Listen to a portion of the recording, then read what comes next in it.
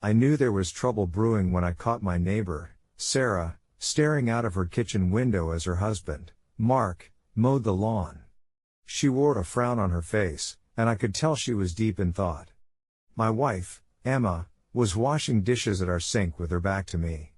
I walked over to her and wrapped my arms around her waist. "Hey," I said softly, resting my chin on her shoulder. "Hey," she replied with a sigh. "What's going on in that beautiful head of yours?" I asked. Emma turned off the faucet and turned to face me. Her green eyes met mine, full of worry and sadness. "We need to talk." I furrowed my brow in concern. "About what?" "Us," she said simply. I felt a knot form in the pit of my stomach.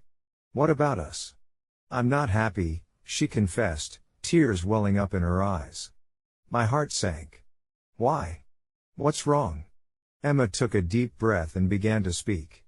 "I don't know. It's just. We've drifted apart, Jack.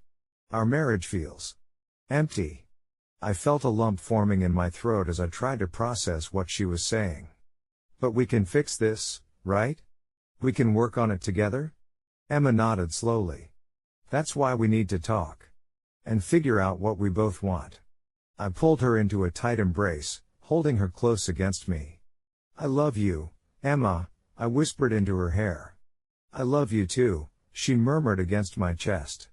As we stood there in each other's arms, I couldn't help but wonder if Sarah had shared similar feelings with Mark. They had always seemed like the perfect couple from the outside looking in, happy and content with their lives. But I had learned long ago that appearances could be deceiving. Over the next few weeks, Emma and I had many long, honest conversations about our marriage. We both acknowledged our shortcomings and agreed to make an effort to reconnect with each other. It was a slow process, filled with ups and downs, but I felt a glimmer of hope that we could salvage what was left of our relationship. But just as things were starting to look up for us, I noticed a change in Sarah's behavior. She no longer looked out of her kitchen window with a frown on her face. Instead, she would watch me from across the yard with a mischievous smile. Our eyes would meet, and there was an undeniable spark between us, a connection that neither of us could ignore. One evening, as the sun began to set and cast a golden glow over our quiet suburban street, Sarah came over to my house under the pretense of borrowing some sugar. She stood on my front porch, nervously twisting her hands together. "Hey," she said softly when I opened the door. "Hi," I replied cautiously. "What can I do for you?" Sarah bit her lip and looked down at her feet before meeting my gaze once again. "I need to talk to someone. And you're the only one who might understand." I invited her inside. And we sat at my kitchen table as she poured out her heart to me. She spoke of her struggles in her marriage, how distant she felt from Mark and how empty their relationship had become. It echoed so closely with what Emma had shared with me just weeks before. As Sarah spoke, I found myself drawn to her, not just emotionally but physically as well. There was an undeniable attraction between us that hung heavy in the air like static electricity before a storm. Before either of us could fully comprehend what was happening, our lips met in a searing kiss. It was a mix of desperation and longing, two lost souls seeking solace in each other's embrace.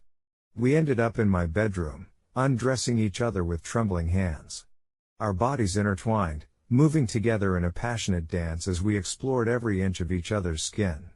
It was raw and intense, a release of pent-up desire that had been building for far too long. In the afterglow, as we lay tangled in the sheets, I couldn't help but feel a sense of guilt wash over me. What had started as a moment of weakness and vulnerability had now become something much more complicated. Over the next few weeks, Sarah and I continued our secret affair, meeting whenever we could steal away a few precious moments alone. The sexual connection between us was undeniable, like two pieces of a puzzle finally fitting together perfectly. But as the physical aspect of our relationship grew stronger, so did the emotional bond between us. We would spend hours talking and laughing, sharing our hopes and dreams for the future. It felt good to be wanted again, to have someone truly see me for who I was. But with every stolen glance and whispered promise came a heavy weight of guilt that hung over both of us like a dark cloud. We were betraying not only our spouses but ourselves as well. One night, after another passionate encounter in my bedroom, Sarah looked at me with tears streaming down her face. "We can't keep doing this," she said softly. "I know," I replied, my voice filled with regret. "We need to tell them. We need to end this before it destroys everything." I nodded slowly in agreement. Deep down, I knew she was right. As much as it pained me to admit it, what had started as an escape from my crumbling marriage had only made things more complicated. The next day, Sarah and I sat down with our respective spouses and confessed everything. The emotions in the room were raw and overwhelming: anger, sadness, betrayal. But beneath it all was a glimmer of hope, a shared desire to fix what was broken. In the weeks that followed, we attended marriage counseling together as two couples trying to mend their shattered relationships.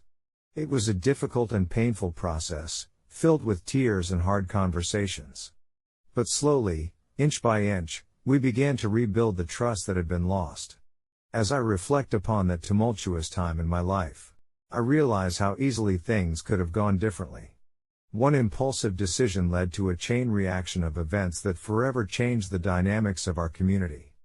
But despite the pain and heartache it caused along the way, I am grateful for how it all played out. It forced us all to confront the issues that had been simmering beneath the surface for far too long, to dig deep and find a way back to each other. Today, as I sit in my backyard watching Mark mow his lawn while Sarah tends to her garden nearby, there is an unspoken understanding between us all. We share more than just awkward nods and forced pleasantries over white picket fences. We share a bond forged through fire. And as for Emma and me? Well, let's just say that our marriage is stronger now than ever before. We learned the hard way that love isn't always easy or simple. Sometimes you have to fight for it with everything you've got. So we did. And we won.